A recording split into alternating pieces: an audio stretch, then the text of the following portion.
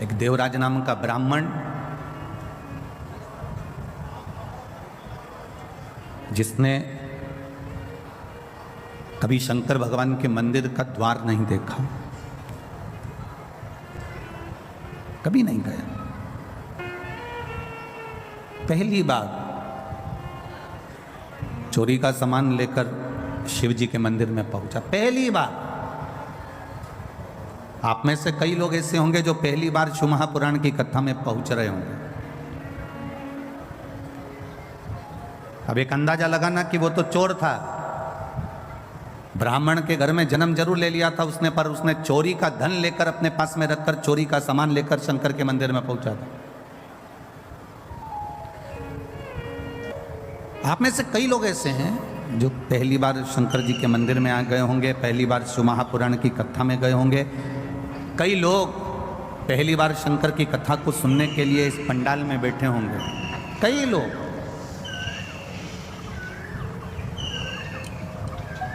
देवराज भी पहली बार भगवान शिव के द्वार पर गया, देवराज भी पहली बार भगवान शंकर के मंदिर गया, पहली बार। वो भी चोरी का धन था, शरीर में ताप था, बुखार आ रहा था, शरीर में कष्ट भरा हुआ था, शरीर में कष्ट हो रहा था, इसलिए वो शिव जी के मंदिर में जाकर थोड़ा सा उसको लगा कि मुझे ठंड लग रही है, मुझे बहुत तेज ताप हो रहा है, मुझे बहुत तेज बुखार हो रहा है, तो वो थोड़ा सा एक जगह जाकर छुप गया, मंदिर के अंदर उसने शरणागति ले ली।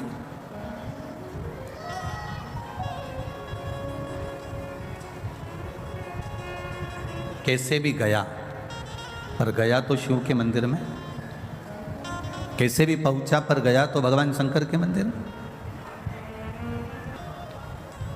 अधिक मास की कथा में वर्णन आता है राजा बलि का जो चरित्र है।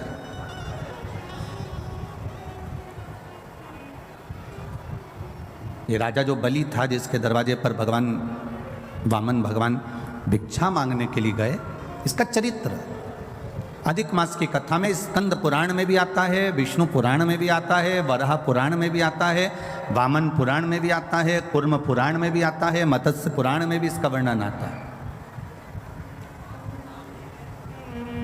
कौन था ये राजा बलि? क्यों इतना बड़ा दानवीर बन गया? क्यों भगवान को उसके दरवाजे पर भिक्षा मांगने जाना पड़ा?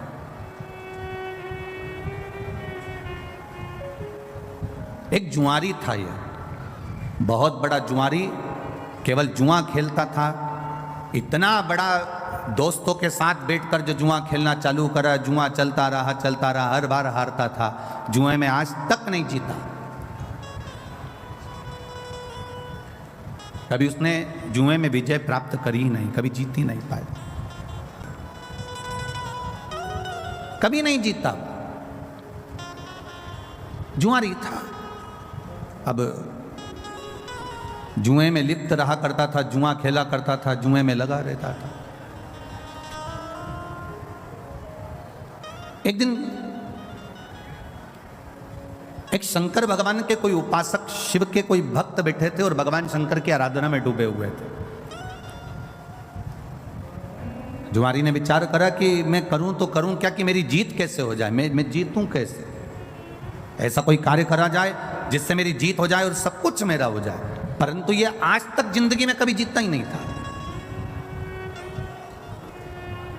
कभी कभी भगवान की ऐसी कृपा हो जाती है, प्रभु की ऐसी दया हो जाती है कि अगर किसी सेठ जी के यहाँ कोई द्वारपाल काम कर रहा है, कोई एक साधारण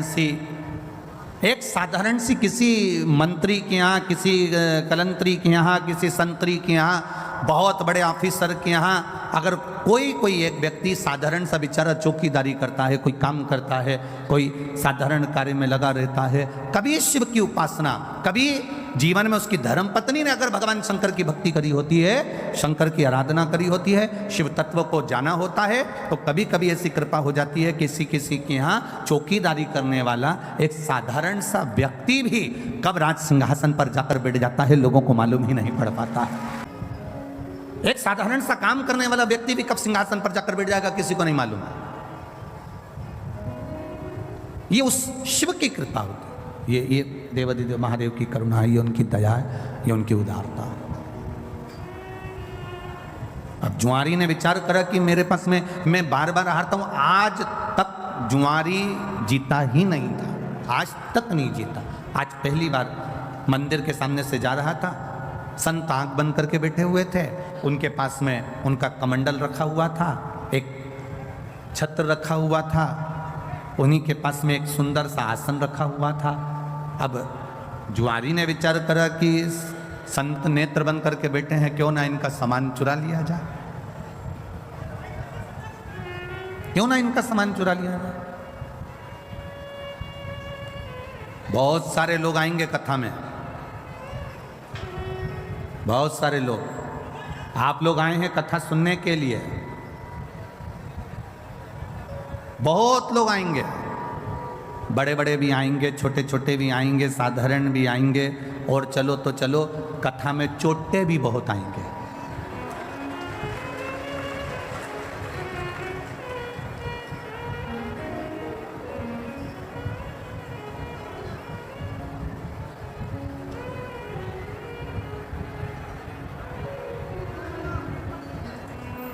दो लोग बहुत जल्दी गायब होते हैं महाराज।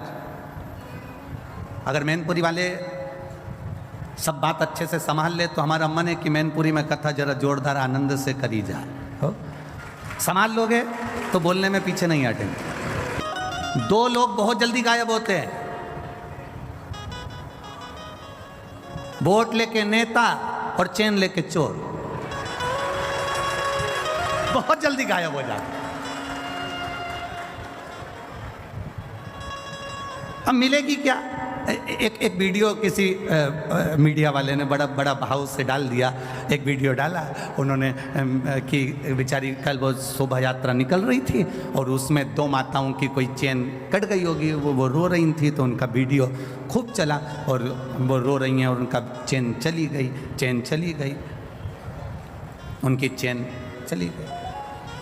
अब इतनी आप लोग टीवी पर कथा सुनते हो, इतनी बार आप कथा में जाते हो, हमने हर बार टीवी पर कथा में कहा, बोला कि नहीं बोला? ईमानदारी से बोलो रिजी जी, क्या बोला था?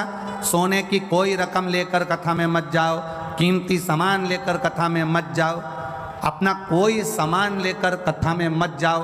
केवल अगर लेकर जाना तो 2 पानी की बोतल लेकर जाओ और अपने बैठने के लिए अपने को कोई दवाई वगैरह, वैसे तो शिव महापुराण में किसी चीज़ की जरूरत नहीं पड़ेगी, ये विश्वास रखिए देवादिदेव महादेव से। पानी की 2 बोतल साथ में लेकर जाओ और बन सके तुम्हारे घर में अगर रोटी थोड़ी 2-4 ज़्यादा बना लो, तो तुम जहाँ बैठकर कथा सुनती हो अपनी पड़ोसन के लिए, कोई बाहर से कथा सुनने के लिए आया है, उसके लिए 4 रोटी अचार ऐसा बांध कर लेकर आओ और उसका मुंह झूठा करा कर जाओ। इतना जरूर हम शिव पुराण में कर।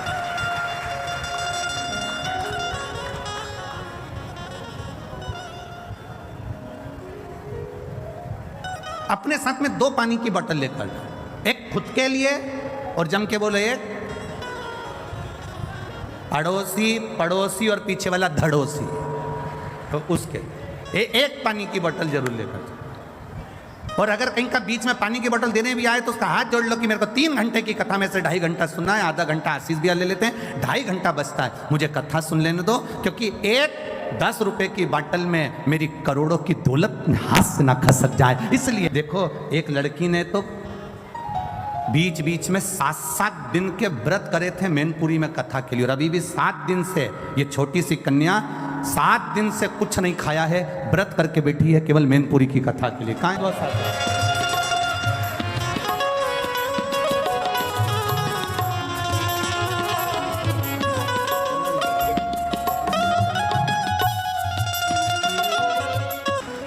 खाली ना जाता कोई दर से तुम्हारे, खाली न जाता कोई दर से तुम्हारे, मैं भी खड़ा हूँ नंदी बाहें पसारे, अपने हृदय से लगा लो गिरा जा रहा हूँ, उठा लो भोले अपने दर से अब तो न टालो, गिरी जा रही हो, उठा लो, उठा लो। ये भक्ति के बल को बढ़ाइए, और जिस दिन आपके भक्ति के बल को आप बढ़ा लेंगे, उस दिन शिव की कृपा अपने आप हो जाएगी। चोर चोरी करा, धन लेकर शिवजी के मंदिर से बैठे हुए संत के पास का ही सामान चुरा कर ले गए। जुआरी था,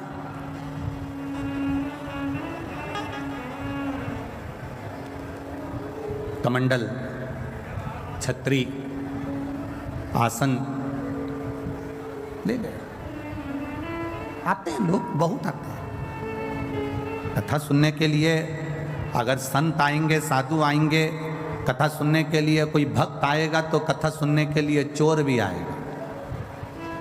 आपका ध्यान भगवान में रहता है, चोर का ध्यान तुम्हारे गले के मंगलसूत्र और चेन और मोबाइल और पर्स पर रहता है। पर एक बात अपनी जिंदगी में उतार कर रखना इस व्यासपीठ से, चोर ने ना जाने कितनों की चेन काटी होगी। बोलो सही बात है कि गलत बात है? एक चेन 70,000, 80,000, 1 लाख, 1.5 लाख की होगी। ऐसी उसने ना जाने कितनों की चेन काटी होगी, तो भी आज तक चोर करोड़पति नहीं बन पाया। जिसकी चेन चली गई, भोलेनाथ ने 6 महीने में उसके गले में दूसरी और बढ़ाकर चेन पहना दी। बाबा ने फिर दे दी, उसने फिर मेहनत करी, फिर काम करा, और फिर अपना कर्म कर कर उसने चेन बनवा ली और गले में पहन ली। पर चोट्टा अभी तक भी चोट्टा की चोट्टा ही रहा, वो चोट्टा आज तक ठीक नहीं। कोई सोने का सामान लेकर मत जाओ। अगर आयो कथा में तो हम तो बाबा से मिलने के लिए आए, हम बाबा से मांगने के लिए आए, हम बाबा से अपने दिल की बात कहने के लिए आए। इतना चलता है कि साहब वो हमने पहले सुना है, स्मरण में तो नहीं है, कि लाल कलर का परमिट बनवा लो तो ये मिलता है, पीले कलर का परमिट जानते हो, पीले कलर का एक कार्ड बनवा लो तो उससे ये मिल जाता है, लाल कलर का बनवा लो तो ये मिलता है, गुलाबी कलर का परमिट बनवा लो तो ये मिलता है, शक्कर मिल जाती है, चावल मिल जाता है, बीमारी का पैसा मिल जाता है, ये मिल जाता है, वो मिल जाता है। एक परमिट पीला कलर का बनवाया तो ये मिल जाएगा, गुलाबी कलर का बनवाया तो ये मिल जाएगा, लाल कलर का बनवाया तो ये मिल जाएगा। शिव महापुराण की कथा कहती है, एक परमिट तुम्हारे शंकर की भक्ति का भी बनवा लो, क्योंकि वो अंत समय तक चलता है, जब तक तुम्हारी श्वास चलती है, अंत समय तक वो देता। एक जुआरी गया और एक संत का, एक ब्राह्मण का आसन, कमंडल, छतरी लेकर आ गया, और उसने वो लेकर आया और अपने दोस्तों से कहा कि चलो जुआ खेलते हैं। जुआरी ने, दोस्तों ने कहा तेरे पास लगाने के लिए क्या है? उसने कहा मेरे पास छतरी है, उसने कहा मेरे पास कमंडल है, उसने कहा मेरे पास में ये आसन है। दोस्तों ने कहा फिर ले आया थोड़ा बहुत सामान, चल बिठाओ, जिंदगी में आज तक जीता तो है ही नहीं, हारेगा। सब बैठ गए, जुआ चालू हुआ। दोस्तों ने अपनी अपनी जिंदगी की पूरी कमाई उस छाता, कमंडल, आसन में लगा दी, और आज ऐसा योग बन गया कि जुआरी जीत गया, और जुआरी जीत गया, खूब पैसे वाला बन गया। पैसे वाला बन गया तो जब व्यक्ति के पास में धन बढ़ने लगता है, जब व्यक्ति के पास में थोड़ी सी संपदा बढ़ने लगती है, तो उसके 3 मित्र बन जाते हैं। पहला ताली, प्रशंसा करने वाले, दूसरे नंबर का थाली, होटल में खिलाने वाले, तीसरे नंबर का प्याली, मदिरा पिलाने वाले। ये उसके 3 मित्र बन जाते हैं। इसके बन गए प्रशंसा करने वाले, इसके मित्र बन गए। बहुत बढ़िया, कितना पैसा है तेरे पास में, कितनी दौलत है तेरे पास में। लोगों ने इसको होटल में खिलाना चालू कर दिया, अब इसके पैसे से होटल का माल खाना चालू कर दिया। नशे में धुत रहने लगा, और नशे में रहते रहते, होटल में खाते खाते, नशे में रहते रहते एक वेश्या के संग पड़ गया। और एक वेश्या के संग जब पड़ा, वेश्या ने इसके धन को पूरा जीम लिया, वेश्या ने पूरे धन को उसका ले लिया। अब वेश्या ने एक दिन उससे कहा, कल तुम आना तो मेरे लिए गजरा, बेणी और बीड़ा, पान खाने का तंबुल लेकर आना। जुआरी ने कहा ठीक है, कल मैं आऊँगा तो लेकर आऊँगा। अब जुआरी इतना नशे में हो गया, इतना नशे में हो गया, इतना नशे में हो गया कि गजरा, बेणी, पान, बीड़ा उसके हाथ में था और चलते चलते नशे में गिर गया। गिरा तो सब जमीन पे गिर गया, मिट्टी में हो गया। मिट्टी में हुआ तो इसको थोड़ा सा होश आया। इसने सोचा कि मैं वेश्या के घर जा रहा था, सारा की सारा मेरा गजरा, बेणी और ये बीड़ा, ये पान सब खराब हो गया, तंबुल। सामने शंकर जी का मंदिर था, इसको आया क्रोध और गुस्से में उठा, इसकी नियत लग गई होगी। ये बैठा है ना शंकर जी के मंदिर में जो शंकर, ये शिवलिंग जो रखा है ना, इस शंकर की नियत मेरे गजरे में पड़ गई, मेरी बेणी में पड़ गई, मेरे बीड़े में पड़ गई, पान में पड़ गई। इसने मिट्टी का, कीचड़ का गजरा उठाया, कीचड़ का, मिट्टी का बेणी उठाई, मिट्टी का गजरा, मिट्टी की बेणी और मिट्टी में सना हुआ पान, बीड़ा उठाया और लड़खड़ाता हुआ नशे में शंकर के मंदिर में पहुंच गया। शिवलिंग के सामने खड़ा होकर और सब उठाकर शंकर भगवान के शिवलिंग पर फेंक दिया। ले तू खा ले।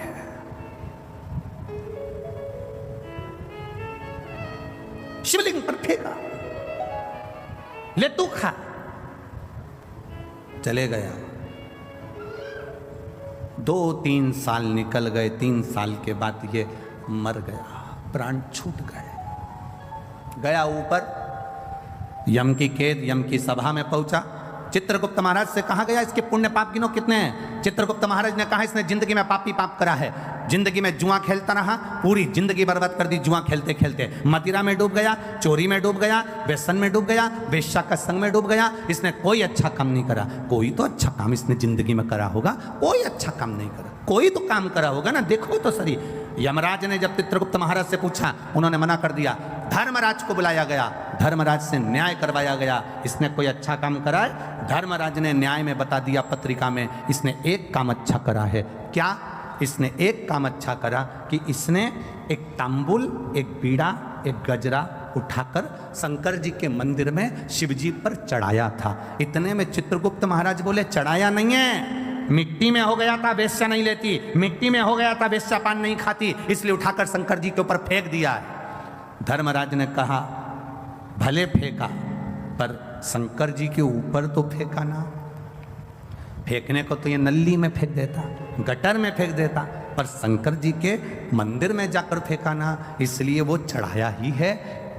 तो धर्मराज जैसे ही बोले तो यमराज ने कहा, अब करें क्या? तो धर्मराज ने कहा, इसका न्याय केवल एक है, जितने कदम चलकर ये शंकर जी के मंदिर तक पहुंचा है उस कदम को गिना जाए और उतनी देर के लिए इसको इंद्र का सिंहासन दे दिया जाए। जितने कदम चलकर ये गया, जितने कदम चलकर ये गया है, उतने कदम के लिए इसको, अब उसके कदम गिने गए।